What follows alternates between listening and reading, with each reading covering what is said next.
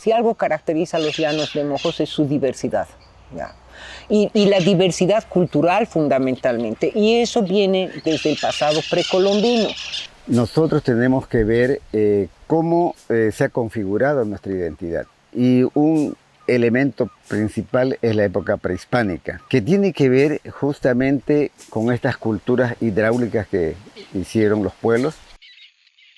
Estas culturas, porque eran varias, lograron construir esas obras que permanecen hasta la actualidad y demuestran de que antes de la llegada de los españoles a América y antes del ingreso de los jesuitas y la búsqueda del Dorado, el Gran Paitití, existió estas civilizaciones, ¿no? Las expresiones de los monumentos precolombinos son diferentes en cada región. Entonces tienes la zona de los montículos, de los grandes montículos, por ejemplo, en la zona sur y central del departamento. Tienes la zona de las zanjas circulares en el este, digamos, en el Itenes. Y tienes los camellones, por ejemplo, que es otra forma de representación o de expresión, digamos. Aquí, por ejemplo, tenemos 1, 2, 3, 4, 5 y 6. 6 tipos de cultivos. Si quieres, podríamos llamarlos patrones de campos de cultivo de esa época. A través de la construcción de terraplenes, como diques de contención, de lomas artificiales para resguardarse de las inundaciones, justamente los canales que son para acortar distancia en los ríos, y el sistema de camellones, que es una agricultura que puede ser la alternativa ahora para disminuir el calentamiento global, por ejemplo, y dejar ya un poco el sistema de roza, tumba y quema. Y el otro tema que es importante considerar es que son de épocas diferentes, ¿no? Mientras los datados radiocarbónicos de aquí de la zona de las lomas van de 400 a 1400, en el Itenes las zanjas circulares y los camellones son de 1200 y 1400. Las características de la cerámica y todo esto son relativamente diferentes en un lado y el otro. Entonces eso nos está hablando nuevamente de una diversidad cultural. Que en la época de agua llueve más o menos 1000 milímetros, eso significa que es 1 metro. Entonces, si ellos cultivaban en una parte plana, se inundaban. Entonces, por eso hacían los camellones, para que el agua pueda escurrir por acá, o la almacenaban el agua para que filtrando por ahí dé la humedad suficiente para las plantas. Los han pensado para que la parte superior no esté inundada, pero sí sembraban peces y tarope, porque eso les servía de abono para producir mejor cantidad de productos. Una concepción de un gringo que vino con Clark Erickson, y de las cosas que les contábamos nosotros, ha pensado en ello haciendo estas representaciones. Él lo pone como plataformas para vivienda. La mayor parte son inclinadas y hay algunas que tienen unas plataformas, pero la mayor parte de la gente vivía aquí afuera. Entonces la época prehispánica para nosotros marca un comienzo de nuestro ser veniano, y que todos los venianos deberíamos reconocer, impulsar y valorar más que todo. Porque esto podemos evidenciar de que se han cultivado el mismo terreno por más de 1000 años, con esas técnicas de volver a los nutrientes al terreno.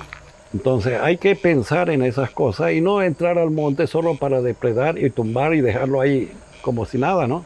Entonces, intentar decir que es una cultura es una reducción y un empobrecimiento de la comprensión de lo que es rico en el Beni, y además tiene la intención de tratar de entender a Mojos como un sistema monocultural muy jerárquico, que seguro que tenían sus jerarquías, pero lo que estamos viendo es que había una diversidad seguramente también de los sistemas de organización.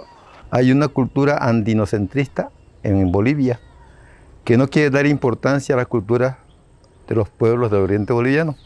Una postura dice que los símbolos que tienen los aymaras y quechuas en los Andes son propios de los llanos orientales, como por ejemplo el puma, el jaguar, que son de acá del oriente. Cuando esto termina, en los años 1200, que después de esos años ya no tenemos los datos que continúan estas culturas, aparecen en el altiplano las culturas de los incas. Entonces surge la pregunta, ¿no? Si acá hay mojos, se cree que casi con la misma población que existe actualmente en Bolivia, ¿qué se hizo esa población? Es la pregunta, ¿no? Y hay tres hipótesis.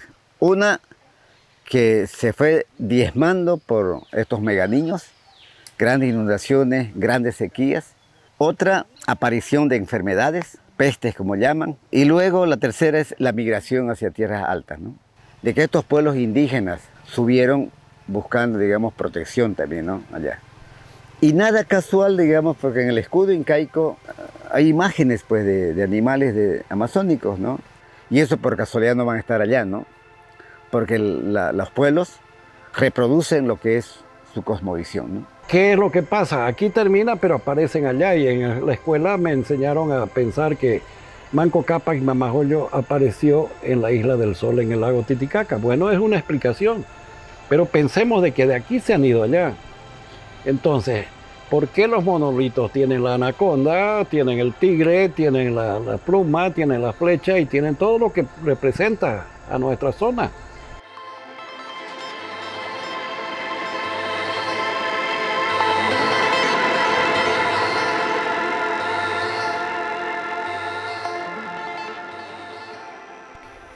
Ya cuando ingresan los españoles en la búsqueda del Dorado o el Gran Paitití, ante la obstrucción de la conquista de estas tierras, se detienen y comienzan a tomar esclavos a los indígenas para llevarlos como mano de obra a las chacras que estaban en cercanía de la ciudad de San Lorenzo o Santa Cruz de la Sierra.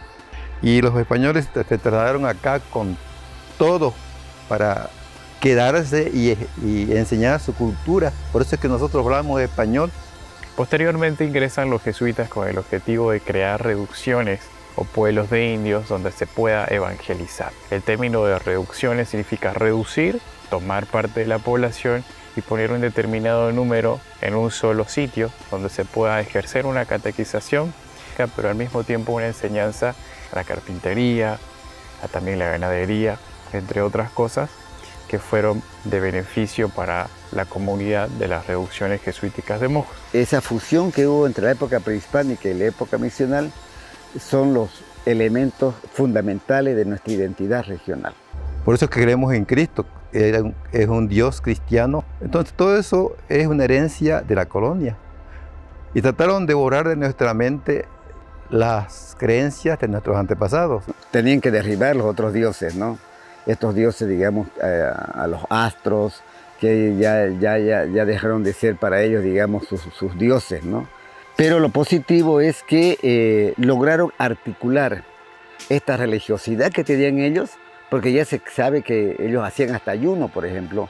Los indígenas cuando cazaban la primera anta, por ejemplo, no tenían relaciones sexuales o no podían hacer algunas actividades extras, sino que hacían el ayuno también, ¿no?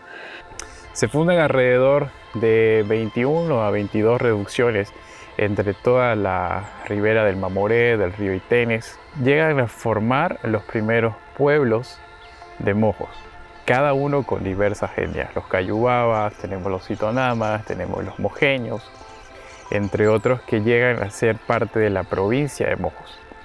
Los jesuitas las dividen en tres, que son Baures, la provincia de Pampas y Mamoré. Entonces el proceso histórico de colonización ha sido muy diferente en Mojos que en la parte occidental. Por eso no nos pueden meter en una misma bolsa a todos los bolivianos, que la colonización acá para los indígenas fue benéfica. Ellos antes estaban expuestos a la esclavitud con los lusitanos y también con los cruceños. Entonces la religión, en lugar de ser opio del pueblo, viene a ser un instrumento de liberación para el indígena. En esos años, y probablemente hasta ahora, pero se pensaba que la gente que no había sido evangelizada, que no había recibido el mensaje cristiano, se condenaba. Entonces había una preocupación grande de que la gente tenía que hacerse cristiano, tenía que hacerse bautizar para poder alcanzar la misericordia y también la gracia de Dios. Pero este tiempo de casi 100 años de trabajo de los jesuitas se interrumpe por la expulsión de estos misioneros, expulsión que viene desde los poderes de España. Misioneros jesuitas fueron expulsados por orden del rey de España porque, según el rey de España y los comentarios de los españoles, es que en estas misiones jesuíticas había una especie de comunismo primitivo. Después de ellos llegaron los gobernadores enviados que obedecían al rey de España. Que al irse los jesuitas dejaron prácticamente ya con la posibilidad de que la reducción se abra a los ingresos de la gente de Santa Cruz. Entonces llegan unos curas, unos misioneros con otro tipo de formación, con otro tipo de trabajo, y se va perdiendo en realidad toda esta mística misional que para muchos ha sido, digamos, de lo más avanzado en esos años de las reducciones jesuíticas de monjos. Esa etapa tan triste un poco de los curas diocesanos y de los ingresos de la gente de Santa Cruz. Cabe destacar que en la reducción no se dejaba entrar a otra gente que no sean los misioneros. Pero posteriormente también hay que considerar que se van produciendo cambios en Europa, y esos cambios en Europa vienen también a repercutir acá en América y también, por supuesto, en Charcas y también en Santa Cruz. Allí es donde Mojos ingresa a una reorganización por el hecho de que los indígenas estaban acostumbrados a la figura de un religioso.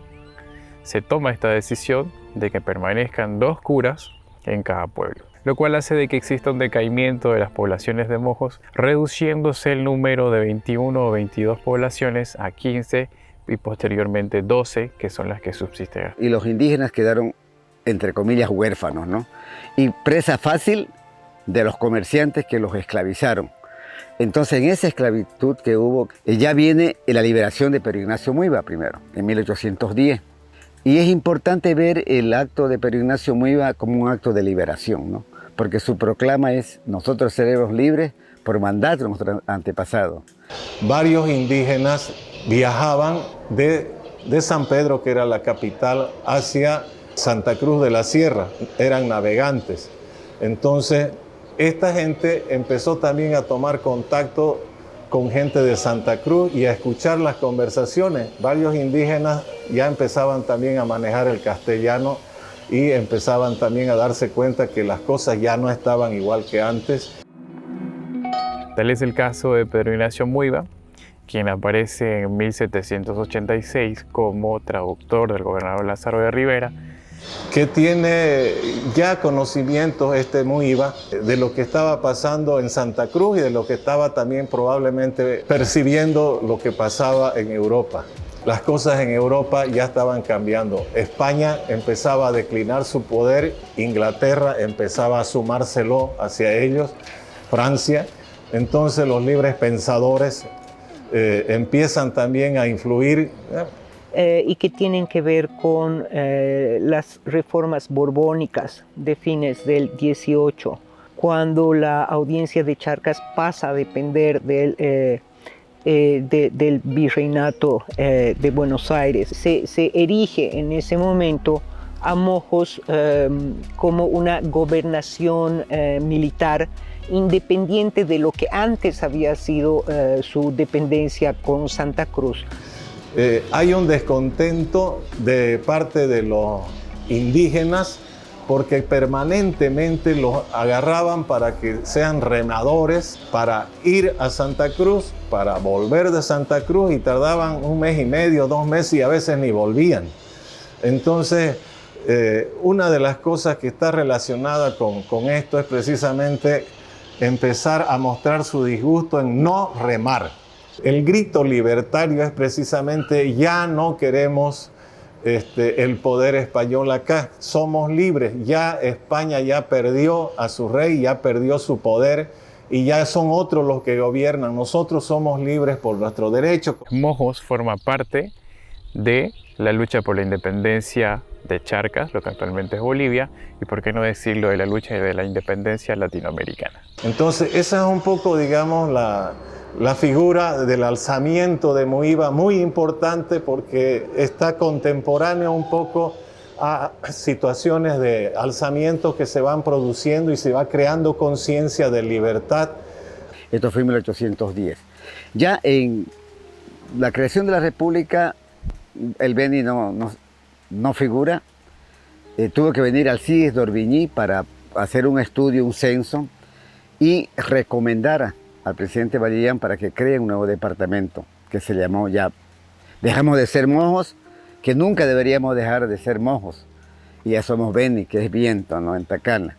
El general, todavía no presidente, José Vallivian, entra en armas contra la invasión peruana dirigida por Agustín Gamarra. Y un 18 de noviembre se dio la batalla en los campos de Ingavi. Y allí quedó derrotado Agustín Gamarra con sus 10.000 hombres. Y al año siguiente, en homenaje a esa victoria de Ingavi, creó el departamento del Beni un 18 de noviembre, festejando el año de la batalla de Ingavi. Entonces, en 1842, el decreto de creación del departamento va a contener estos elementos marcadamente liberales, ¿no es cierto?, en el sentido de reconocer a los indígenas como ciudadanos libres, por un lado, pero también como sujetos de propiedad. Y obviamente también de responsabilidades, y paradójicamente, por supuesto, estas responsabilidades tienen que ver con el establecimiento de la contribución territorial, que se parece mucho al tributo indigenal. No es cierto que había estado ausente en Mojos en realidad, precisamente en el periodo colonial, gracias a las misiones. Y la República para el Beni fue una forma, digamos, de hacer del indígena un tributario más, ¿no? Pero no llegó a la liberación como tal, ¿no? Cuando se crea Bolivia, el actual territorio de Mojos formaba parte de lo que era la provincia de Santa Cruz, pero era un territorio que estaba deshabitado en población y las vías de comunicación y acceso igual eran precarias. Comienzan a llegar exploradores mandados por los presidentes en ese entonces. Llega Alcides d'Orbigny, llega Agustín Palacio, quienes dan los informes al presidente de que estas tierras debían hacerse productivas.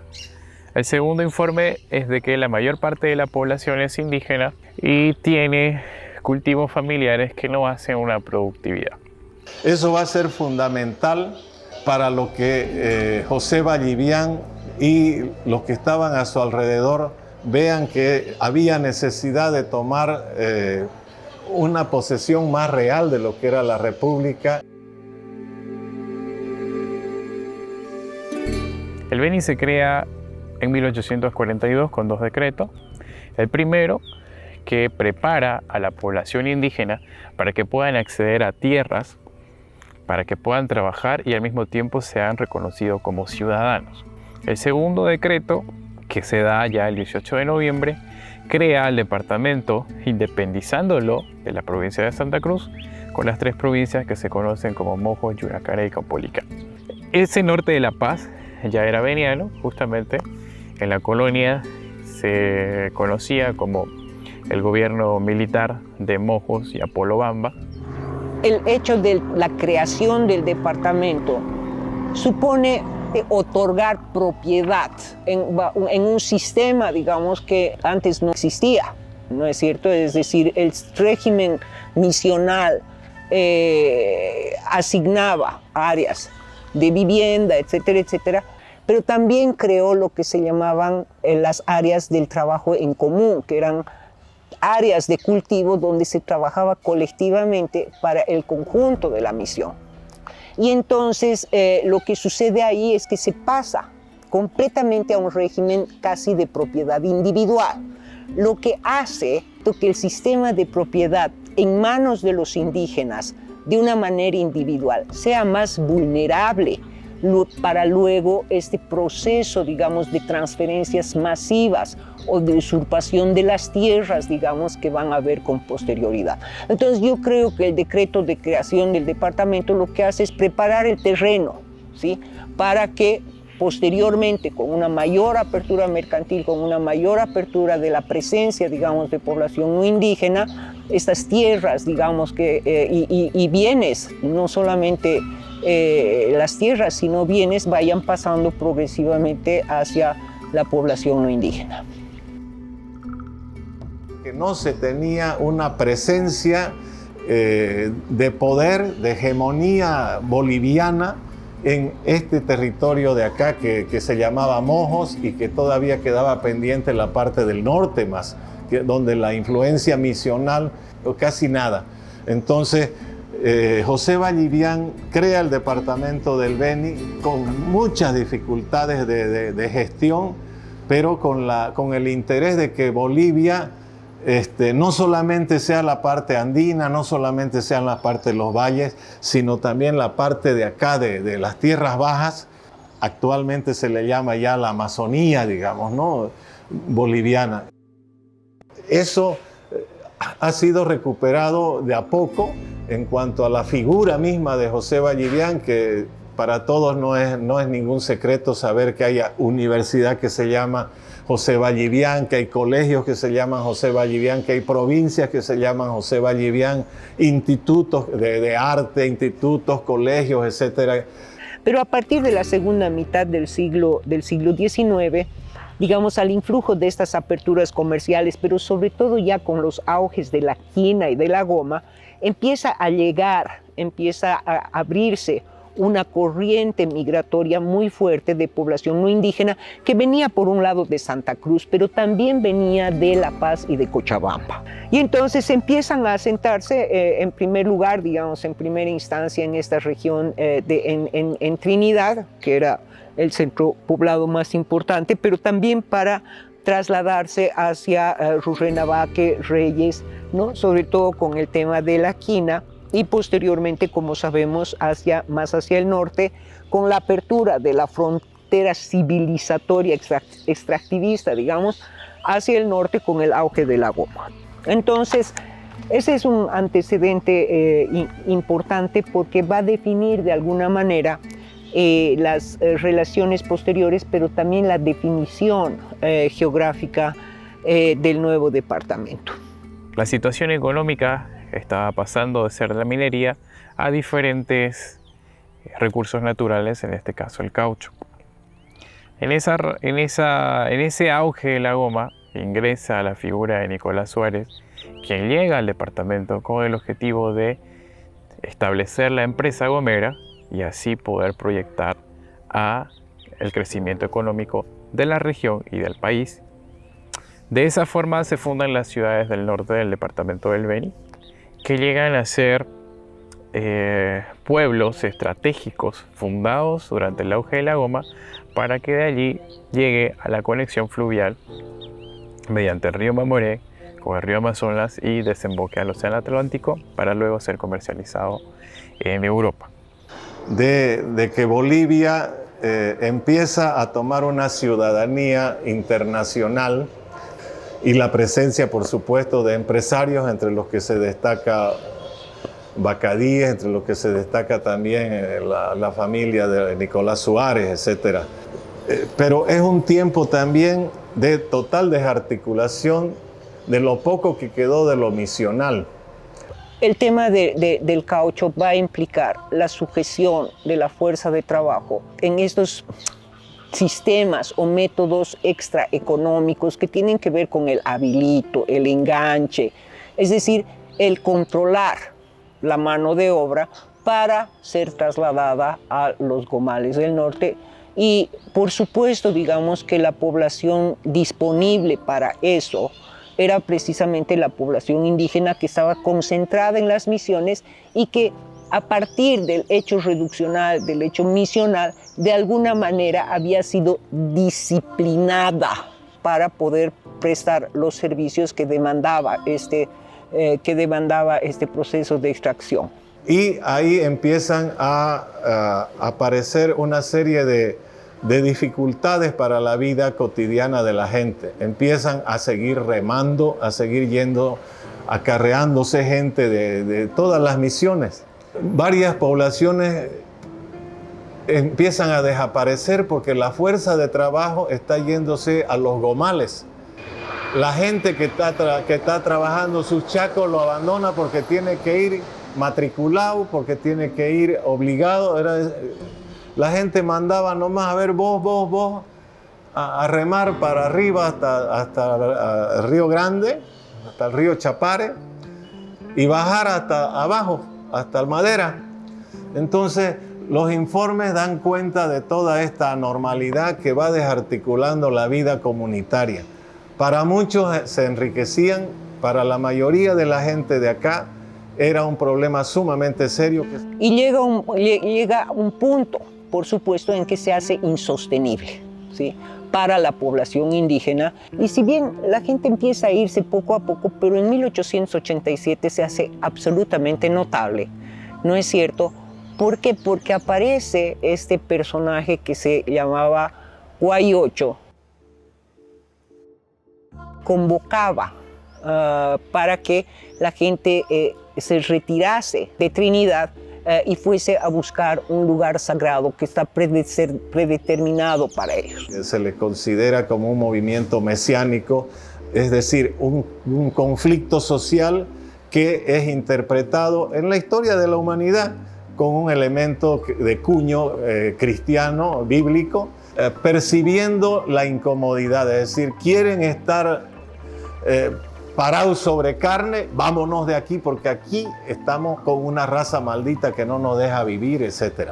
La profecía que él señalaba era que los pueblos que habían sido las poblaciones, los asentamientos, los centros exreduccionales que antes habían sido de los indígenas, ahora iban a ser destruidos, sea por una inundación o por un gran incendio, y que tenían que salir de estos lugares a buscar un lugar que estaba predestinado para ellos y además suponía ciertas condiciones, de hablar solamente el idioma nativo, de vestirse de determinada manera, etcétera, etcétera. Pero además, digamos, las prácticas que se describen de Guayocho son interesantes porque se parecen mucho a las descripciones de lo que era el Tiarauqui precolombino. El Tiarauqui es descrito por las primeras crónicas, digamos, como la persona que ve claro, que se comunica con el más allá, que se comunica con las deidades, es decir, con esas prácticas de alguna manera, ¿no es cierto?, que rememoran, que recuerdan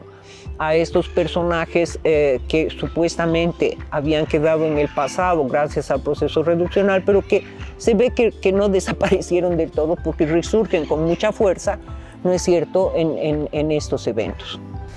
Que Andrés Guayocho, por si acaso, es Hitonama, ¿no? Pero él conduce a su pueblo, lo saca, es como más o menos el papel que hizo Moisés sacando de la esclavitud de los egipcios al pueblo israelita. Todos se vistieron de blanco y salían cantando a recuperar esos espacios que habían tenido en la época prehispánica. Es importante ver cómo en la memoria larga de los indígenas está el concepto de loma, que son estas lomas artificiales que hicieron los prehispánicos y retornan nuevamente después de siglos, ¿no? Van creando las nuevas comunidades del Timnis, las comunidades del Mamoré, las comunidades del Tin, y van reproduciendo las misiones jesuíticas. Entonces hay un mensaje reivindicativo, hay un mensaje de salida al que, por supuesto, el régimen liberal de esos años de finales de 1800 no está nada conforme. Y por eso es que manda a traer gente y se arma toda una persecución de indios que se quieren obligar a que la gente no se vaya, porque si se van, ¿quién le va a trabajar a los pocos carayanas que estaban aquí? Es de que esta población indígena que estaba habitando los pueblos de San Ignacio, Trinidad, Santa Ana, Magdalena, huye para poder buscar un lugar donde puedan vivir en una armonía donde vivían antes, ¿no?, con la naturaleza, en una vida en comunidad, donde no sea aplicada una explotación laboral por parte de los advenedizos que habitaban Mojos en aquel entonces.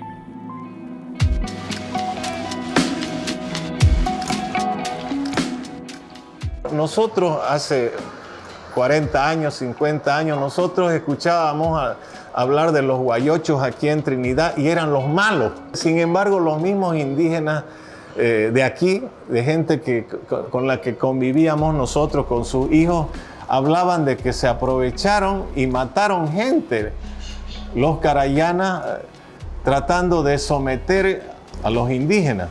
Incluso un informe del padre Arteche, un misionero que fue mandado a ver qué fue lo que pasó aquí, porque habían muchas dudas en la información que llegó a La Paz, a Cochabamba, incluso a Santa Cruz. Hablan de las dos cosas, de que los indígenas estaban sometidos a fuerza de trabajo, a que les quitaban su ganado, a que le quitaban su dominio territorial, a que estaban obligados a trabajar de doméstico y a remar de aquí a Santa Cruz, ida y vuelta, o remar para abajo. Incluso algún periodista de esos años dice la guayochería como una sublevación la inventaron los carayanas, así de clarito. El presidente Gregorio Pacheco igual permite de que el ejército local, en este caso conformado por autoridades ya blanco-mestizas republicanas, tomen las acciones necesarias para reprimir esa fuga masiva de los indígenas de los pueblos. A los carayanas de Trinidad se les ocurrió creer que había una sublevación, que todos los no indígenas iban a ser pasados por degüello.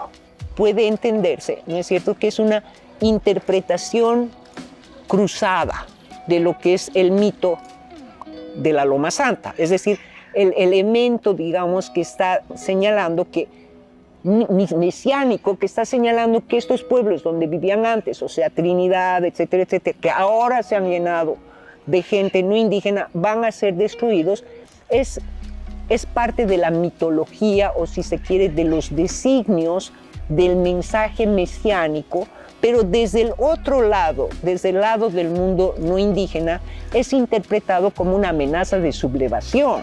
Entonces, como en muchos casos de la Amazonía, hay una desincronía en la comunicación que va a generar lo que generó, ¿no es cierto? Es decir, por un lado, una expedición que mandan los del... Se organizaron, en algunas fuentes aparece como un comité de guerra en Trinidad, y mandaron una expedición al principio pequeña que por supuesto fue rebatida y fue diezmada por los indígenas que estaban por allá, y después se organizan con guerreros canichanas y piden ayuda, etcétera, etcétera, y entonces se cometieron muchas atrocidades. Y también aquí en Trinidad, es decir, sabemos, ¿no es cierto?, que las fuentes señalan que el día de la Ascensión del Señor, o sea, habrá sido Semana Santa, los tomaron presos a los indígenas cabildantes que se habían quedado aquí en Trinidad, que no se habían ido. Eso sí, los azotaron y muchos de ellos murieron por los azotes que les dieron. La Loma Santa es una búsqueda de vivir en paz, pero también es una forma de reproducir sus costumbres, su idioma, y nuevamente rescatar estas cosmovisiones que tenían, porque nuevamente están en contacto con la naturaleza. Y viene nuevamente ya el amo de los animales, el amo de las plantas, el amo de los peces, empiezan, digamos, a tener respeto por el tigre. Entonces, la Loma Santa hay que verlo en ese sentido, es más una simbología que han logrado ellos fusionar entre la creencia antigua de las lomas y las enseñanzas católicas que le dieron los jesuitas. Tampoco es que un movimiento mesiánico surge de la nada, así nomás. O sea, entonces hay ciertos complejos culturales, creo yo, que son un poco predispuestos al surgimiento de estos movimientos mesiánicos, y que debe tener que ver con la presencia de ciertos rasgos culturales que favorecen esta emergencia lo que yo llamo en mi libro, digamos, una ideología mesiánica que no siempre ni en todo momento se traduce en movimiento social, pero que está latente ahí y en cualquier momento puede aparecer o puede que no, ¿no es cierto? Entonces es probable que en la actualidad eso no haya cambiado, ¿no? Es decir, esa ideología, la religiosidad moqueña, ¿no? Esa es una constante desde el periodo precolonial, ¿sí? Y que luego de las misiones, etcétera, etcétera, se ha transformado en términos de la relación, digamos, con el catolicismo, el cristianismo, etcétera, etcétera, en términos, digamos, de ese carácter religioso, de religiosidad en el seno de esta cultura es una constante. Entonces, nada extraño sería que en algún momento, quién sabe, puede volverse a transformar en movimiento social.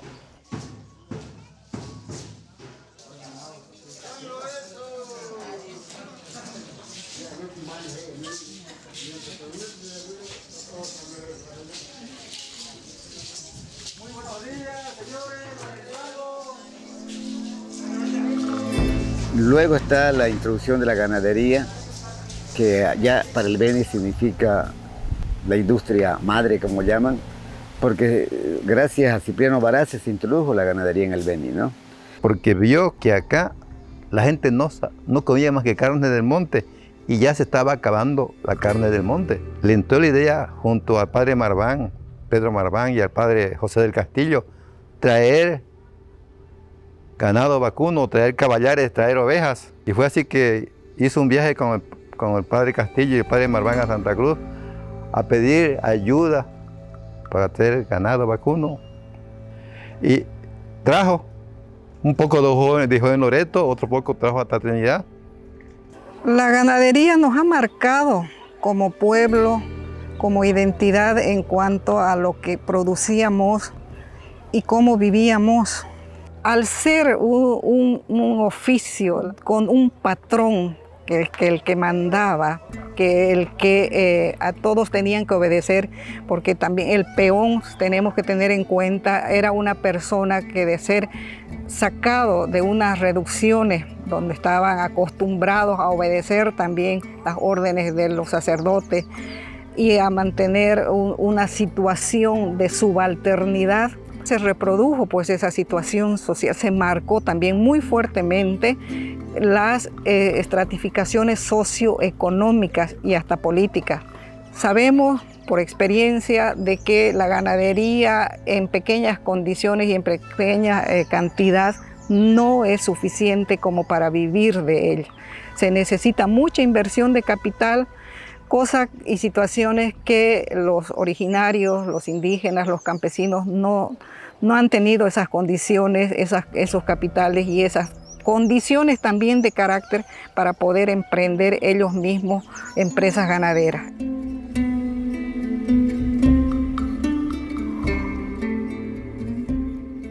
Los capitales que se generaron en el Beni, tanto por la ganadería como de la explotación maderera, han subvencionado a otras regiones, a otros departamentos. La gran mayoría del beniano, de los dueños de estancia, han ido a otras regiones y han invertido allá su capital. Bien, el Beni tiene muchas potencialidades, ¿no? Una de las potencialidades, bueno, por sus pampas, es la ganadería justamente, pero lastimosamente no le estamos dando valor agregado. Seguimos vendiendo ganado en pie, ya hasta el cuero lo hemos perdido, que era un impuesto a las corambres, que era un ingreso a las alcaldías. Nos falta industrializarlo. Luego la agricultura, que si bien tenemos potencialidades agrícolas, sobre todo se está viendo en la parte de San Pablo, nos estamos convirtiendo en uno de los primeros productores de arroz, ¿no? Ahora hay un nuevo plan de uso de suelo que nos indica que tenemos muchas potencialidades, pero quizás habría que hacer una nueva revisión, ¿no? Porque también tienen que ver y respetar estos nichos arqueológicos que hay y no se los puede pasar pues con el tractor, ¿no?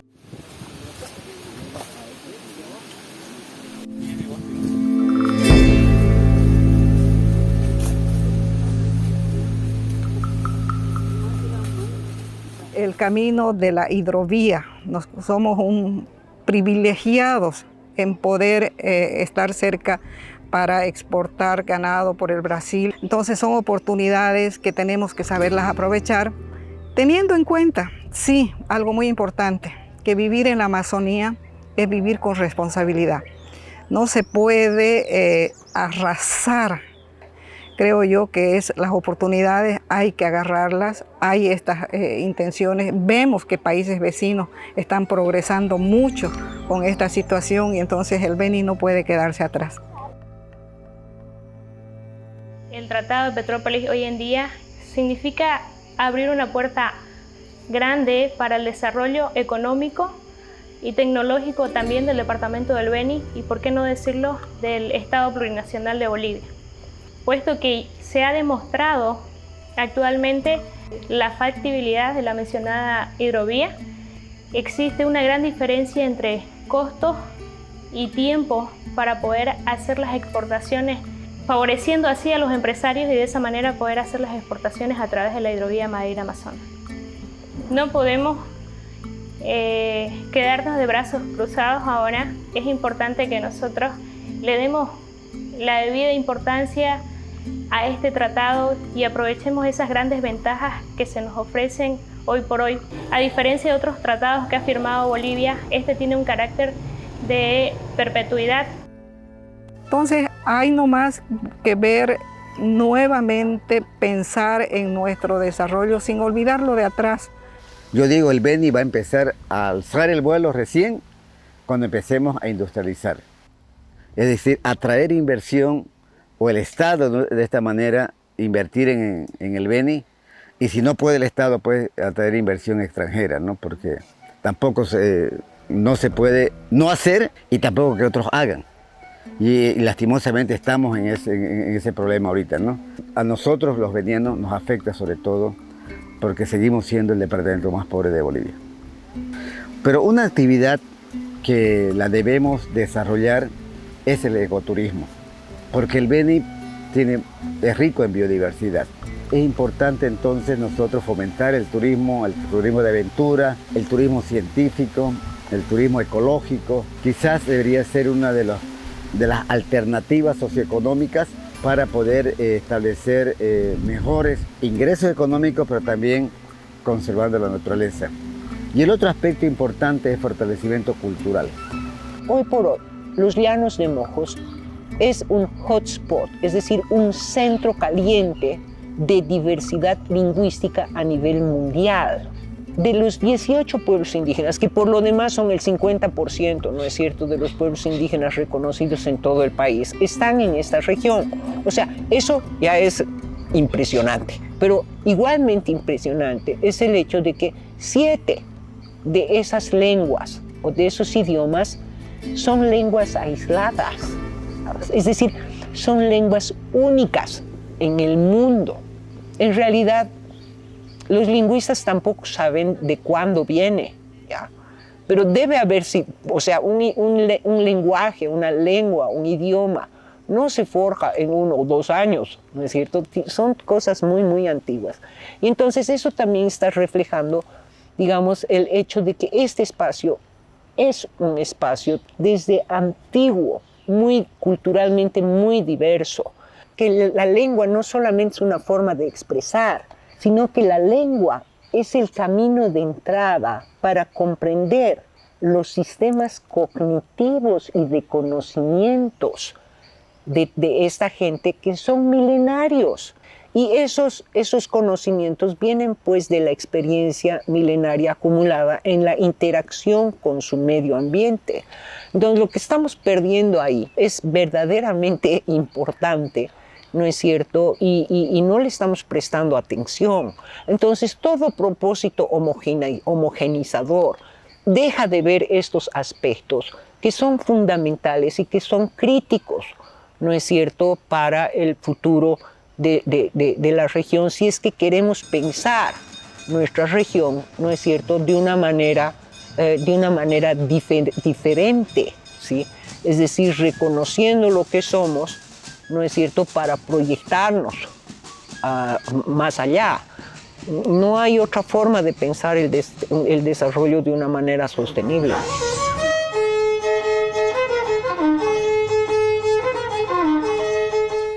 Dentro de la historia del Beni en el siglo XXI, los desafíos con los que se encuentra es con el desarrollo, la integración vial y, por qué no decirlo, la integración sociocultural. Esta globalización del planeta nos ha llevado a una localización de nuestras identidades, ¿no? Los benianos necesitamos rescatar nuestros valores culturales, a ver la época prehispánica, que ahí están nuestras raíces culturales, y ahora hay que regionalizar nuestra educación. Creo que es importante leer en los colegios, se imparte la lectura de libros benianos realmente, ¿no? Es la única manera que vamos a hacer frente a un centralismo secante que ha tergiversado, que ha olvidado, que ha negado nuestra propia historia, ¿no? Entonces, creo que es importante que nosotros los benianos nos sintamos orgullosos de ser benianos, que este 18 de noviembre realmente sentemos las bases de un fortalecimiento cultural que nos va a permitir caminar o alzar el vuelo hacia un desarrollo socioeconómico, ¿no? La identidad es una construcción para empezar, no es algo que se nos viene del cielo. Entonces creo que para que nosotros fortalezcamos nuestra identidad es rescatar estos valores culturales que teníamos desde la época prehispánica. Mire que cómo haya sido diferente que nos hayan dicho, escucha, nosotros somos herederos de una gran cultura que hizo terraplenes, que hizo lomas, que hizo canales, que cultivaba en la pampa. Después uno se siente orgulloso. A nosotros nos tratan por flojos. Y esa es la visión que nos pone el Estado a través de la misma educación. Entonces yo creo que para poder rescatar nuestra identidad cultural es empezando a regionalizar nuestra educación. La identidad se forma en base a valores, no a antivalores.